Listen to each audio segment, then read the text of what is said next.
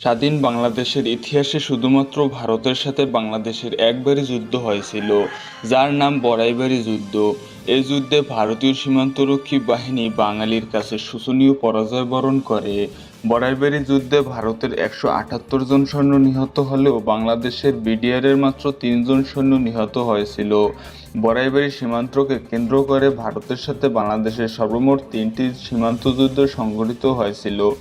এর মধ্যে 2001 সালে 15ই এপ্রিল সিলেটের বদুয়া সীমান্ত, 18 এপ্রিল কুড়িগ্রামের রৌমারী সীমান্ত ও 19 এপ্রিল পুনরায় বদুয়া সীমান্তর কাছে বাংলাদেশ বাহিনীর সাথে ভারতের যুদ্ধ হয়। আর এই 3টি যুদ্ধে ভারতীয় সৈন্যরা বাংলাদেশের বিডিআরের কাছে শোচনীয় পরাজয় বরণ করে।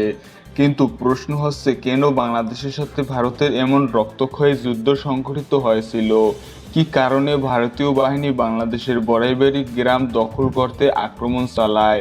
তো বন্ধুরা, আজকের ভিডিওতে বড়াইবাড়ি যুদ্ধ সম্পর্কে সম্পূর্ণ ধারণা দেওয়া হবে, তো ভিডিওটি স্কিপ না করে সঙ্গেই থাকুন। বাংলাদেশের সাথে ভারতের এই বড়াইবাড়ি যুদ্ধের একটি লম্বা পটভূমি রয়েছে। 1971 সালে বাংলাদেশ স্বাধীন হবার পর থেকেই ভারতীয় সীমান্তরক্ষী বাহিনী বিএসএফ এর বাংলাদেশ সীমান্তের পদুয়া সীমান্ত এলাকায় বিভিন্ন অবৈধ কর্মকাণ্ড চালিয়ে এসেছিল। একটা পর্যায়ে ভারতের বিএসএফ সৈন্যরা রাতের আঁধারে বাংলাদেশের সীমান্ত দখল করার সিদ্ধান্ত নেয় এবং সেখানে একটি অস্থায়ী সেনাঘাঁটি নির্মাণ করে। বাংলাদেশের মাটিতে ভারতের সেনাঘাঁটির ঘটনাটি গ্রামবাসীরা বিডিআরের কাছে পৌঁছে দেয়। তখন বিডিআর সৈন্যরা পদুয়া গ্রামটি ভারতের দখলমুক্ত করার জন্য বিএসএফ ঘাঁটিতে অভিযান চালানোর সিদ্ধান্ত নেয়। এপ্রিল মাসের 15 তারিখ গভীর রাতে বিডিআর এর তৎকালীন মহাপরিচালক মেজর জেনারেল ফজলুর রহমানের নির্দেশে 400 জন বিডিআর সৈন্যরা পদুয়া অভিযান চালায় এবং বিডিআর সৈন্যরা পদুয়া বাহিনীর বিএসএফ ক্যাম্পকে দখল করে ফেলে। পদুয়া সীমান্তে বাংলাদেশের বিডিআরের কাছে পরাজিত হবার পর বিডিআরের উপর প্রতিশোধ নেওয়ার জন্য ব্যস্ত হয়ে পড়ে বিএসএফ সদস্যরা। এই ঘটনার ঠিক 2 দিন পর পদুয়া থেকে 800 কিলোমিটার দূরে বাংলাদেশের বড়াইবাড়ি সীমান্তে ঢুকে বিডিআরের ঘাঁটিতে ভারী অস্ত্র নিয়ে আক্রমণের সিদ্ধান্ত নেয় বিএসএফ সদস্যরা।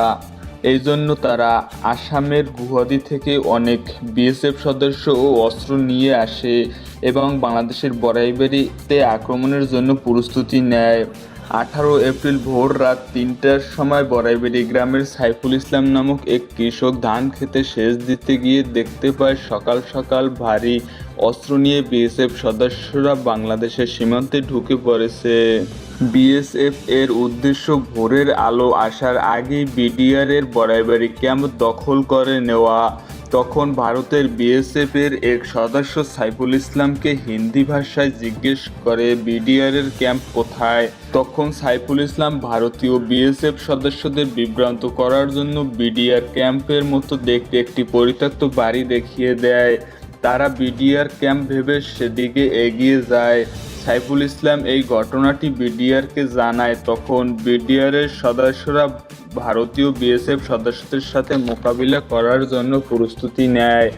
তখন বিডিআর সদস্য ছিল 8 জন আর ভারতীয় বিএসএফ সদস্য ছিল 500 জনের অধিক। তবে বিডিআরের মনে ছিল দেশের মায়া ও প্রচুর সাহস।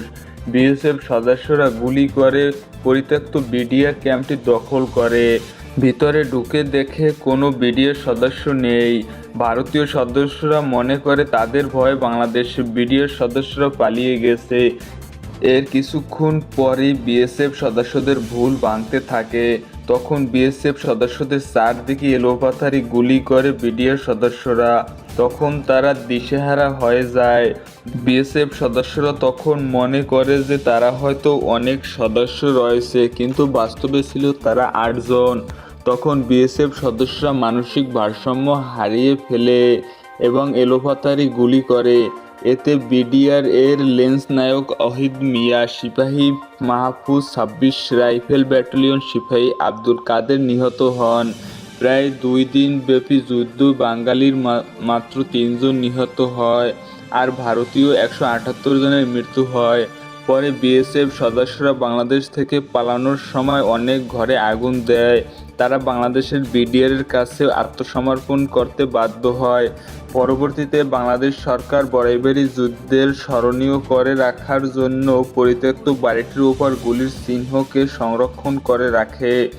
এমনকি বাংলাদেশ সরকার সেই 3 জন নিহত বিডিআর সৈন্যদের সম্মানে একটি স্মৃতিসৌধ নির্মাণ করেন। কুড়িগ্রামের বরাইবাড়ি গ্রামের মানুষ আজও ওইসব বিডিআর সদস্যদের সম্মান করে।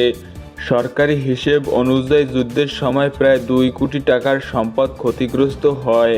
পরবর্তীতে এটা মীমাংসা হয় এবং যুদ্ধ শেষ হয়। রোমারের ঘটনার পর মেজর জেনারেল ফজলুর রহমানকে বিডিআরের প্রধান পদ থেকে সরিয়ে সেনাবাহিনীতে ফেরত আনা হয়।